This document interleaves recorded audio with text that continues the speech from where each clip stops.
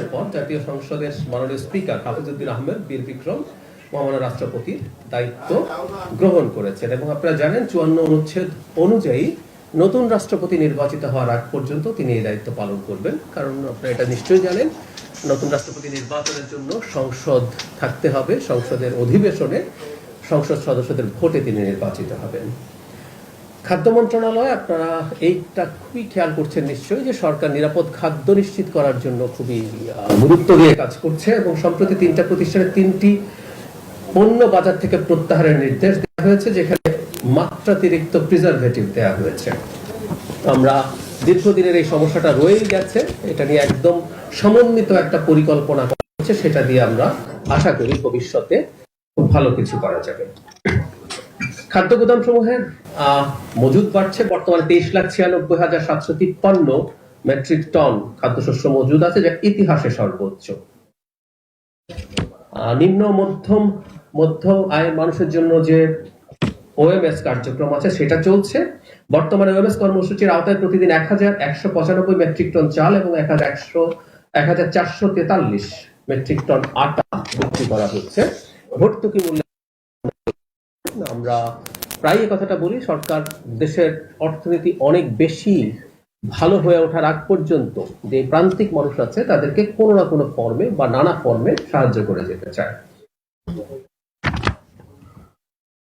মুক্তিযুদ্ধ বিষয়ক মন্ত্রণালয় বীর মুক্তিযোদ্ধা, এটা বলেই মনে হলো এটা হয়তো এখন প্রবণতা হয়ে গেছে, এটা মুক্তিযোদ্ধা শব্দটার সাথে সম্ভবত বীর শব্দটার কোনো প্রয়োজন নেই। মানে মুক্তিযোদ্ধার সাথেই বীর শব্দটা বিল্ট ইন আছে, মানে প্রতিটি মুক্তিযোদ্ধাই বীর না হলে কেউ মুক্তিযুদ্ধে যেতে পারেন না। বীর মুক্তিযোদ্ধা, শহীদ বীর মুক্তিযোদ্ধার পরিবার এবং যুদ্ধাহত বীর মুক্তিযোদ্ধার মাসিক সম্মানী ভাতা ও বিভিন্ন আর্থিক অনুদান বাড়ানো হয়েছে। আমি একটু যদি জানিয়ে দেই, সেটা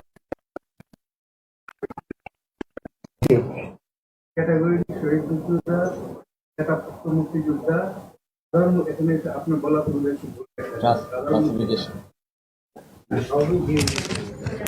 ধরনের মুক্তিযোদ্ধার ভাতা। হ্যাঁ, এখানে বলছে বীর মুক্তিযোদ্ধা, বীর মুক্তিযোদ্ধার পরিবার, যুদ্ধাহত বীর মুক্তিযোদ্ধা। মানে আমি এই কথাটা বলছি, প্রতিটা মুক্তিযোদ্ধা যখনই আমরা বলি আমাদের একটা বীর মুক্তিযোদ্ধা বলার প্রবলেম, মাই পার্সোনাল অপিনিয়ন, এই কথাটা অনেক সময় বলতাম, সেটাই বলছি।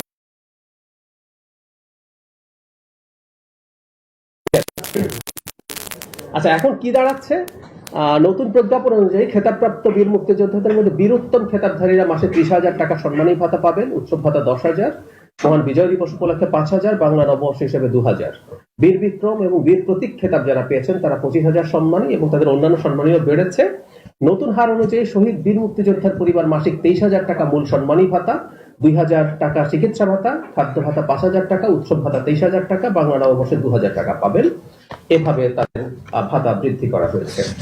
বিদ্যুৎ, জ্বালানি ও খনিজ সম্পদ মন্ত্রণালয়, এটা নিয়ে ইনফ্যাক্ট সেই মন্ত্রণালয় মাননীয় প্রতিমন্ত্রী ব্রিফিং করেছেন। আপনারা জানেন যে একটা গ্যাস সংকট আছে দেশের, একটি ভাসমান এলএনজি টার্মিনাল বা এফএসআরইউ তে কারিগরি সমস্যা দেখা দেয় সংশ্লিষ্ট টার্মিনাল থেকে জাতীয় গ্যাস গ্রিডে গ্যাস সরবরাহ সাময়িকভাবে বন্ধ রয়েছে। ফলে গ্রিডে দৈনিক প্রায় 450 মিলিয়ন ঘনফুট গ্যাস সরবরাহ কমে গেছে এবং এই গ্যাসের চাপ কমে যাওয়ার কারণে আমাদের শিল্প, গৃহস্থালী, সিএনজি পাম্প বিভিন্ন জায়গায় সংকট তৈরি হয়েছে। খুবই গুরুত্ব দিয়ে কাজ করার চেষ্টা হয়েছে এবং মাননীয় প্রতিমন্ত্রী গতকাল জানিয়েছেন অন্তত ১ সপ্তাহ আমাদের এই অসুবিধার মুখে থাকতে হবে।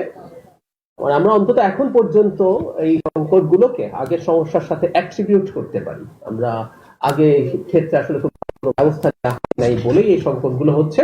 এবং আমি আগে আপনাদেরকে একদিন জানিয়েছিলাম যে সরকার স্থলভাগে গ্যাস যে অনুসন্ধান সেটা বাড়িয়েছে, অনেক বেশি বাড়িয়েছে, আর সেটা আপনাদেরকে জানিয়েছে, এখানেও এই ডকুমেন্টেও এটা আছে। এছাড়া জ্বালানি নিরাপত্তা বৃদ্ধির জন্য চতুর্থ এফএসআরইউ স্থাপনের জন্য দরপত্র আহ্বান করা হয়েছে। মানে ওই যে এলএনজি সম্ভাবত যাচাই ও প্রয়োজনীয় প্রক্রিয়া করা হয়েছে। ভোলার গ্যাস স্থানীয় চাহিদা পূরণের পাশাপাশি দেশের মূল ভূখণ্ডে আনার জন্য পাইপলাইন সহ বিভিন্ন পরিবহন ব্যবস্থা পর্যালোচনা করা হচ্ছে। আর গ্যাস খননের কথা তো আমি বলেছি।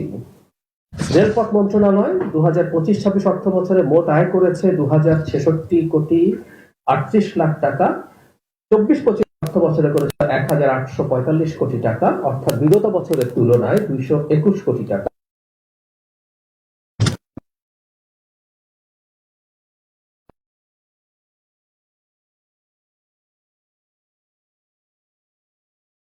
পরিণত হবে। কৃষি মন্ত্রণালয় কৃষক কার্ডের প্রি পাইলটিং এর আওতায় দেশের 8 বিভাগের 10টি জেলায় 11টি উপজেলায় 11টি কৃষি ব্লকের 20,832 জন কৃষকের মাঝে কৃষক কার্ড বিতরণ করা হয়েছে। পাইলটিং পর্যায়ে সারা দেশে 503টি উপজেলার 503টি কৃষি ব্লকে কৃষকদের তথ্য সংগ্রহের কাজ চলছে। 26/7/2026 পর্যন্ত 6,72,000 জন কৃষকের তথ্য সংগ্রহ করা হয়েছে। আপনারা জানেন আমাদের খুবই গুরুত্ব দেওয়া কর্মসূচিগুলোর মধ্যে ফ্যামিলি কার্ডের পরই কৃষক কার্ড আছে। সরকার কৃষকের সাথে পাশে দাঁড়াতে চায়, তাদের নানান রকম সুবিধা, এমনকি প্রান্তিক কৃষকদেরকে ফিনান্সিয়াল সাহায্য দেওয়া হবে। একই সাথে কৃষি মন্ত্রণালয় বৃক্ষরোপণ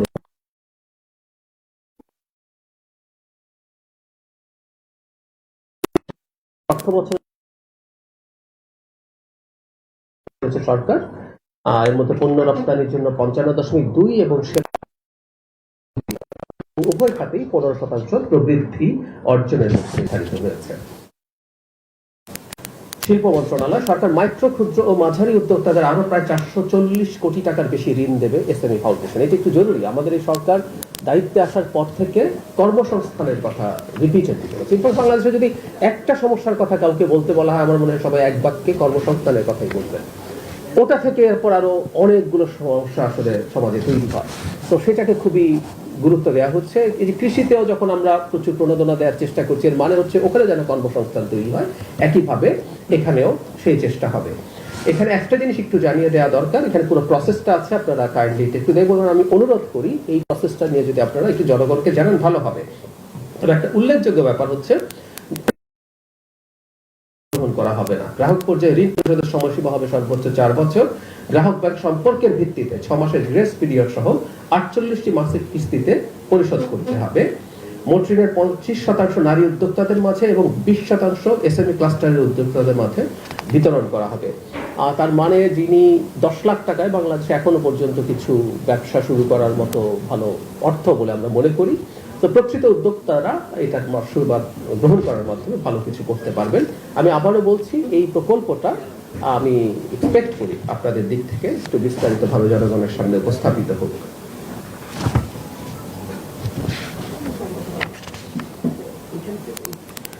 দেশের সিটি কর্পোরেশন, এটা হলো স্থানীয় সরকার পল্লী উন্নয়ন সমবায় মন্ত্রণালয়। দেশের সিটি কর্পোরেশনের তালিকায় এবার অগ্রাধিকার ভিত্তিতে যুক্ত হতে যাচ্ছে পর্যটন নগরী জেলা শহর কক্সবাজার। প্রধানমন্ত্রীর প্রতিশ্রুতি অনুযায়ী প্রায় 157 বছরের পুরনো কক্সবাজার পৌরসভাকে সিটি কর্পোরেশনের রূপান্তরের প্রক্রিয়াও শুরু হয়ে গেছে। এর অংশ হিসেবে প্রধানমন্ত্রীর কার্যালয় মৎস্য প্রাণী সম্পদ মন্ত্রণালয় জলাশয়ে মাছ, পোনা মাছ স্থাপিত বিলনাসের রেণু পোনা মুক্ত করা হচ্ছে। গত 7 দিনে দেশের বিভিন্ন জলাশয়ে 4.39 মেট্রিক টন রুই জাতীয় মাছের পোনা ও স্থাপিত বিল নার্সারিতে 10.87 মেট্রিক টন রেণু পোনা অবমুক্ত করা হয়েছে। মৎস্য আইন বাস্তবায়ন কন্টিনিউ করছে। 88টি মোবাইল কোর্ট পরিচালনা করা হয়েছে এবং 100 কোর্টের অধীনে 121টি অভিযান পরিচালিত হয়েছে। সাপ্তাহিক অগ্রগতি গবাদি পশু, আমরা জানি যে বন্যার পর সংক্রামক রোগ বেড়েছে, সেটার জন্য তাদের টিকাদান কার্যক্রম কন্টিনিউ করছে এবং বন্যা ক্ষতিগ্রস্ত যে খামারিরা আছে তাদের জন্য 15টি উপজেলায় মোট 8,36,000 টাকা মূল্যের গোখাদ্য বিতরণ করা হয়েছে। তাদের আমরা জানি অল্প সময় হলেও বন্যায় কিছু কিছু এলাকায় যথেষ্ট ক্ষয়ক্ষতি হয়েছে, সেখানে সংশ্লিষ্ট মন্ত্রণালয়গুলো তাদের কার্যক্রম কন্টিনিউ করছে যারা ক্ষতিগ্রস্ত হয়েছেন তাদের জন্য।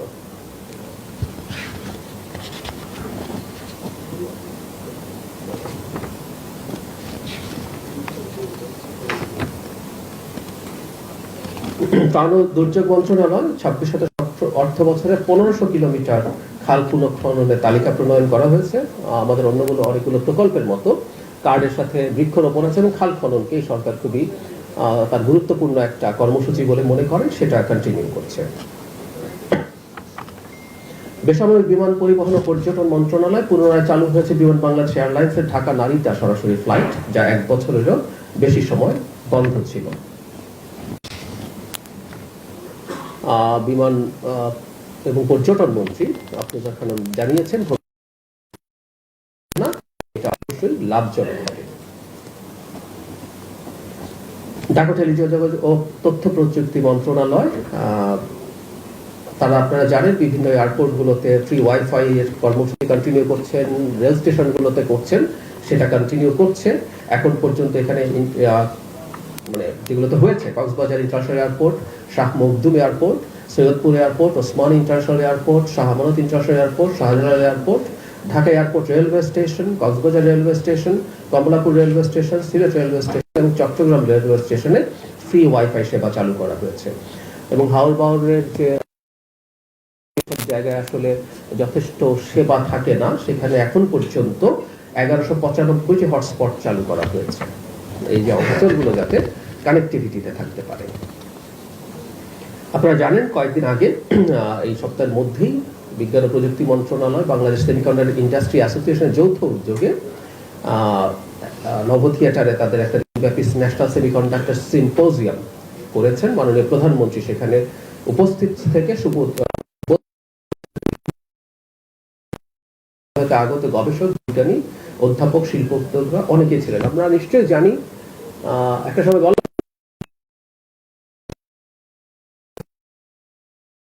মূল শক্তি আসলে সেমিকন্ডাক্টর, যার নিয়ন্ত্রণ এটার উপরে আছে। আমরা জানি একটা খুব ছোট দেশ তাইওয়ান সারা পৃথিবীর উপরে তার অকল্পনীয় লেভারেজ আছে, কারণ পৃথিবীর কাটিং এজ এবং স্টেট অফ দ্য আর্ট যে সেমিকন্ডাক্টর গুলো আছে সেগুলো সেই দেশে তৈরি। 90% একটা কোম্পানি মোটামুটি বানায়, তার সাথে কানেক্টেড থাকতে চায়। এবং মাননীয় প্রধানমন্ত্রী এতে উপস্থিত থাকার মাধ্যমে এটা বার্তা দিয়েছেন, বাংলাদেশ খুবই গুরুত্বের সাথে দেখছে। আচ্ছা, ঠিক আছে। যুব ক্রীড়া মন্ত্রণালয়, এখানে অনেক কিছু আছে কিন্তু কেন যেন একটু মিস হয়েছে। আমরা গতকাল নতুন করে স্পোর্টস এর সমাপনী হয়েছে, মাননীয় প্রধানমন্ত্রী সেখানে উপস্থিত থেকে সেটা দেখেছেন এবং তিনি সেটার পুরস্কার বিতরণ করেছেন। তো যে কথাটা বারবার তিনি বলার চেষ্টা করেছেন সেটা হলো ক্রীড়াকে শুধু, এটা বিনোদন, এটা স্বাস্থ্যের জন্য জরুরি, তরুণদের বিপথে যাওয়া থেকে রক্ষা করবে, অনেক কাজ আছে, কিন্তু যেটা তিনি বারবার বলার চেষ্টা করছেন সেটা ক্রীড়া হোক, সাংস্কৃতিক কোনো কর্মকাণ্ড হোক, সেগুলো পেশা হিসাবে নেওয়া যায়। আমাদের হয়তো এখন ক্রিকেটকে এই অর্থে দেখা যায় যে আমাদের সমাজ বা পরিবারগুলো মেনে নিচ্ছে যদি এটাকে ইনকাম জেনারেটিং কাজ হিসেবে, কিন্তু আরো অনেক আছে যেগুলোর মাধ্যমে এটা করা সম্ভব। সো মাননীয় প্রধানমন্ত্রী কথা বারবার বলছেন, আমাদের সাথে পার্সোনালি বলেন, তিনি পাবলিকলি গানটাও যেন একটা পেশা হয়ে ওঠে, সেটা ইম্পর্টেন্ট। খেয়াল করবেন, আমরা ক্রিয়েটিভ ইকোনমি বলে একটা বাজেটে একটা বরাদ্দ আছে। এটার মূল কনসেপ্ট হচ্ছে মনিটাইজিং ক্রিয়েটিভ অ্যাক্টিভিটিস। আমরা এতদিন পর্যন্ত ক্রিয়েটিভ অ্যাক্টিভিটি যারা করতাম বেশিরভাগই শখে করেছি, আনন্দে করেছি, দ্যাটস ফাইন, কিন্তু একই সাথে এগুলো প্রত্যেকটা আর্থিক মূল্য আছে এবং সেগুলো অর্থনীতিতে গুরুত্ব রাখতে পারে, একই সাথে ব্যক্তি নিজে উপকৃত হতে পারে, সেই ব্যাপারটা মাথায় রাখা হচ্ছে। পরিবেশ, বন ও জলবায়ু পরিবর্তন মন্ত্রণালয় তারা তাদের এই যে মোবাইল কোর্ট সেগুলো রেগুলারলি কন্টিনিউ করছেন। এখানে দেয়া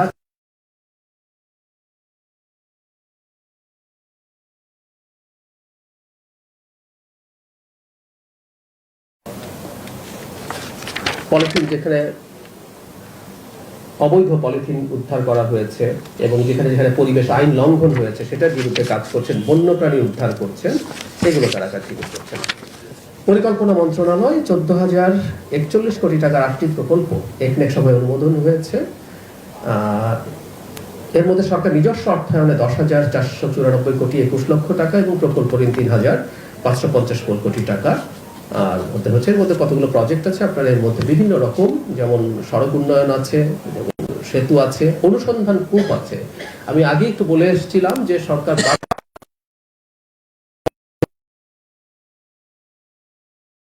এই সপ্তাহেরই এক বৈঠকে 2টি অনুসন্ধান কূপ, বেগমগঞ্জ 6 এবং সুনেত্র 2, এগুলোর মধ্যে ইনক্লুডেড আছেন। স্বাস্থ্য রিলেটেড প্রকল্প আছে। তো সরকার তার উন্নয়ন কাজ, আপনারা জানেন এখানে উন্নয়ন প্রকল্পগুলো অনুমোদিত হয়, সেটা কন্টিনিউ করবে।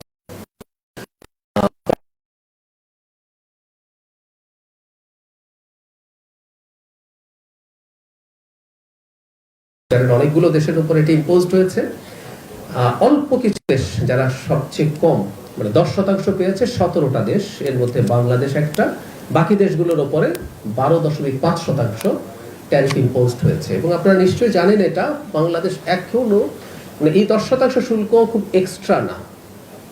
যখন ইম্পোজ ট্যারিফ হাইকোর্টে আমেরিকার সুপ্রিম কোর্টে নিষিদ্ধ হয়েছিল, তখন তারা 1974 এর একটা আইন থেকে ট্যারিফ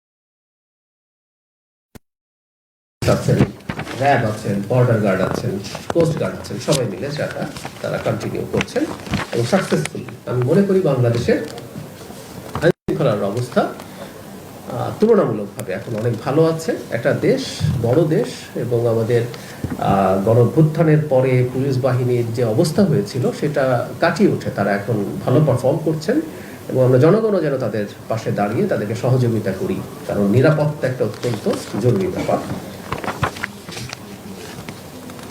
প্রতিরক্ষা মন্ত্রণালয় আমরা জানি আমরা একজন নতুন নৌবাহিনী প্রধান পেয়েছেন। 18তম নৌবাহিনী প্রধান হিসেবে নিয়োগ পেলেন রিয়ার অ্যাডমিরাল খন্দকার মিসবাউল আজিম। এর বাইরে আমাদের সাইবার সক্ষমতা ও দেশীয় উদ্ভাবনে গতি আনতে এমআইএসটি পরিদর্শন করেছেন মাননীয় প্রতিরক্ষা উপদেষ্টা। তারা তাদের রেগুলার যেসব কাজ আছে সেগুলো কন্টিনিউ করছেন। আপাতত এইটুকু আপনাদের কাছে জনগণকে জানানোর জন্য গুরুত্বপূর্ণ বিষয় বলে মনে হবে, নিশ্চয়ই আপনারা সেগুলো জনগণের কাছে পৌঁছে দেবেন। আমি শেষ করছি, আমি প্রশ্ন নিতে শুরু করি। জি মাননীয় উপদেষ্টা, আমাদের মাননীয় প্রধানমন্ত্রীকে ব্রিক্স সম্মেলনে আমন্ত্রণ জানানো হয়েছে, এই ব্যাপারে কি সিদ্ধান্ত আছে এবং উনি যদি সেখানে অংশ নেন সেখানে অন্য রাষ্ট্রপ্রধানদের সাথে দ্বিপাক্ষিক কোনো বৈঠকের সম্ভাবনা আছে? পরের প্রশ্নটা আসলে আগের প্রশ্নটার উপরে ডিপেন্ড করে। ব্রিক্স সম্মেলনে তিনি যাবেন কি, এই সিদ্ধান্ত এখনো হয়নি। এটা আমরা তো ব্রিক্সের সদস্য নই, আমাদেরকে ওটা এক ধরনের পর্যবেক্ষক হিসাবে ইনভাইট করা হচ্ছে। সুতরাং আমাদের সরকারের পর্যায়ে সিদ্ধান্ত আসবে যে এটা মাননীয় প্রধানমন্ত্রী যাবেন কিনা। গেলে তারপর কারোর সাথে, ইনফ্যাক্ট গেলে তো অনেকের সাথে বৈঠক হওয়ার সুযোগ থাকে। সো এই সিদ্ধান্ত এখনো হয়নি। এই সিদ্ধান্ত নিয়ে প্রাথমিক কথাবার্তাও সেই অর্থে শুরু হয়েছে বলে আমার জানা নেই। এটা সময় লাগবে, সময় নিয়ে আসলে সিদ্ধান্ত নেওয়া হবে। তাহলে তো সরকারের যে জেনারেল পাওয়ার কথা ওনারা পাননি, মানে আমি একটু বুঝি, সেটা হলো দুটো দিক আছে। ওনারা ব্যক্তি, আমাদের আরো যেমন অনেক মানুষ শহীদ হয়েছেন সেরকম, একই সাথে তারা সাংবাদিকও। এখন শহীদের তালিকায় থাকলে তো ওই বেনিফিট তাদের পেয়ে যাওয়ার কথা, কিন্তু আবার একই সাথে এটাও সত্য যে এই মন্ত্রণালয়ের অধীনে সাংবাদিকদের কল্যাণের জন্য কাজ করার স্কোপ আছে। এটা সত্যিই আছে, এরকম একটা ট্রাস্ট আছে আমাদের। আপনার এই কথাটা আমি গ্রহণ করলাম, আমি আজই এই ব্যাপারটা পৌঁছে দেব। সেই শহীদ এবং আহত পরিবার সেটাকে নিয়ে কাজ করবো। আমি আপনাকে এই প্রসঙ্গে জানিয়ে রাখি, আমরা জুলাইকে কেন্দ্র করে বিভিন্ন ডকুমেন্টারি যখন তৈরি করতে যাচ্ছি, আমরা এখন সেগমেন্টেশনও করতে চাচ্ছি। যেমন এই সাংবাদিকদের রোল নিয়ে, তাদের পরিবার যারা শহীদ হয়েছেন, যারা আহত হয়েছেন, তাদেরকে নিয়ে আলাদা ডকুমেন্টারিও হবে, যাতে আমরা এই জিনিসগুলো ধরে রাখতে পারি। এটা জরুরি। একই সাথে ধরুন বিনোদনের মানুষরা যারা ছিলেন, এরকম ভাবে আমরা আসলে সেগমেন্ট করে কাজটা করার চেষ্টা করছি। এবং আমি আপনার সাথে এটা একমত যে যেহেতু এই মন্ত্রণালয়ের অধীনে কাজ করার স্কোপ আছে, সেটা আমরা নিশ্চয়ই চেষ্টা করব। সম্প্রতি নির্বাচন কমিশন সচিবালয়ে একজন সাবেক আমলাকে নিয়োগ দেওয়া হয়েছে, তিনি বিএনপির নির্বাচন পুনর্বিন্যাস কমিটিতে যুক্ত ছিলেন গত বছর। এরকম একজন ব্যক্তিকে নিয়োগ দেওয়া হলো কেন? এখানে আসলে স্থানীয় সরকার নির্বাচন নিরপেক্ষ হবে বলে মনে করেন? মানে আমি ব্যক্তিগতভাবে কোনো সমস্যা দেখি না, সেটা কিন্তু রিভিলড হবে যদি পেছন থেকে বিএনপি কিছু করার চেষ্টা করে। দেয়ার আর আদার পার্টিজ। সাংবিধানিক একটা প্রতিষ্ঠানে একজন বিএনপি যুক্ত ছিল এমন ব্যক্তি না, উনি তো কমিশনার নন। উনি তো কমিশনারও দেওয়া যেতে পারে, উনি তো নির্বাচন কমিশনার নন। আবার আমলা হিসেবে আনা হয়েছে। একটু খেয়াল করবেন, একটু খেয়াল, আচ্ছা একটু আরেকটা জিনিস, আচ্ছা তার আগে একটু একটা জিনিস খেয়াল করবেন। সাংবিধানিক প্রতিষ্ঠানের কিছু মানুষ সাংবিধানিক, আর বিরাট একটা অংশ হচ্ছে সরকারি প্রজাতন্ত্রের কর্মচারী, একটা অংশ হচ্ছে ওই কমিশন নিজে নিয়োগ করেন, আবার একটা অংশ আমাদের সচিবালয় থেকে যান। এমন যেমন ধরুন যিনি সচিব, তিনি কিন্তু আমাদের অন্য সচিবদের মতোই, তিনি ওখানে যান আবার অন্য সচিব হয়ে যেতে পারেন। আবার নির্বাচন কমিশন নিজস্ব কর্মকর্তা আছে, এনারা কেউ সাংবিধানিক নন। সাংবিধানিক শুধু আমাদের ওই কমিশনাররা, এর বাইরে কেউ নন। সুতরাং যেতেই পারে। আমরা শেষ করি আজকে অনেক বেশি আছে। Thank you.